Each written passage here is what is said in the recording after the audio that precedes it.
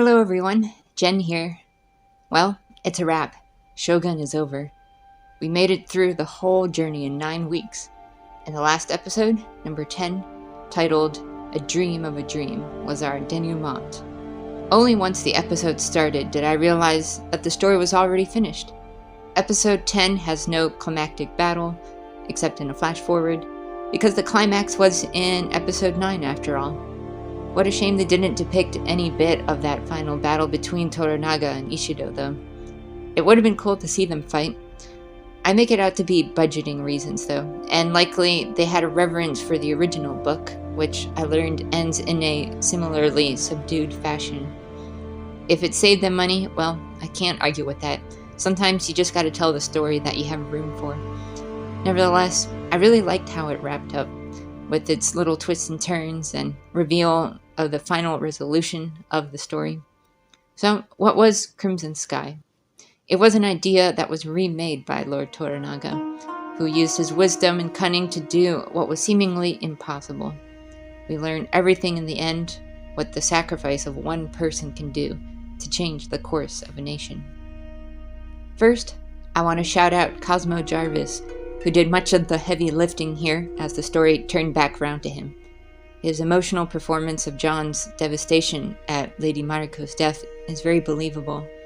Likewise, Tadanobu Asano, the actor for Lord Yabushige, deserves a lot of credit for his performance here and really the whole show, as his character comes to his final demise. Yabushige's conscience gets the better of him for what he did to cause Mariko's death, and his guilt, as well as his madness over it, eventually cannot be hidden from Toranaga, who proclaims death penalty.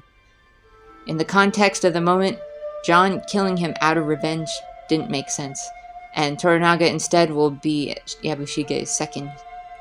Buntaro also makes no appearance whatsoever until the very end, which surprised me, as I expected some more character moments with him after Mariko's death. But he also has a twist ending, and I will go into more detail about that later. One of my favorite character resolutions of the whole story was perhaps the one that was most unexpected for me. Lady Ochiba was depicted as a ruthless and somewhat callous person when she was first introduced, and that she dearly craved power and revenge. She didn't seem very redeemable to me at the time, but Lady Mariko and her death inspires a change of heart, as depicted in the poem writing scene. Lady Ochiba finishes Mariko's poem, such as would be an answer to a question. Lady Mariko's whole life was a big pile of poems, one that burned brightly as if it would be in a bonfire. Through a cryptic message only Toranaga understands, having known Mariko just as well. Ochiba lets go of her desire for revenge, and submits that she will not fight Toranaga. This single action shifts the whole dynamic of power in Osaka, as the Council of Regents were already unsure of going to war. And now, when Ishido will inevitably lose support, the result of the conflict is obvious. Another thing I really liked in this episode was the resolution between the dynamic of John Blackthorne and Toranaga. John is shocked to find that his only way off Japan has been destroyed, and Toranaga vows vengeance on whoever destroyed his ship. But John is sick of the bloodshed. John admits he was an enemy to Japan all along, hoping to use Toranaga in the battle against the Portuguese. He begs that his life be exchanged for the village, and he nearly kills himself for it. But Toranaga stops him at the last moment, ordering him to rebuild his ship, as if that thought never occurred to John, and that he should build a whole fleet for him. This lifts a great weight off of John's shoulders, a feeling of absolution that he was never able to acquire before. Perhaps his sincerity is what makes Buntaro finally turn around as well, who does not desire revenge on John, but instead lets go of his hatred. John is sincerely sorry for his past feelings and actions against the Japanese, and he gives up his former ambitions of taking advantage of the country. Now he respects them, and is willing to be among them for as many years as it will take. His future is left vague, but it's one that will be peaceful and purposeful for the sake of bettering the nation. However, one last twist is in store for us. Toranaga had burned the ship, not saboteurs. He wanted to test not only John's loyalty, but to make him as transparent as possible. It was a test of wills in that moment. John was testing if Toranaga was merciful, and Toranaga was testing if John was loyal. They come to an impasse. They both can't help admiring each other. Toranaga wanted to assert his authority over John, but was unwilling to reveal how important he is to him. John showed him what resilience and resourcefulness can lead to. That striving for the win, no matter what it takes, is worth it. Likewise, Lady Mariko taught Toranaga an important lesson. That a single person, notably a woman of pure heart and courage, has the power to stop a war and change the course of history without violence.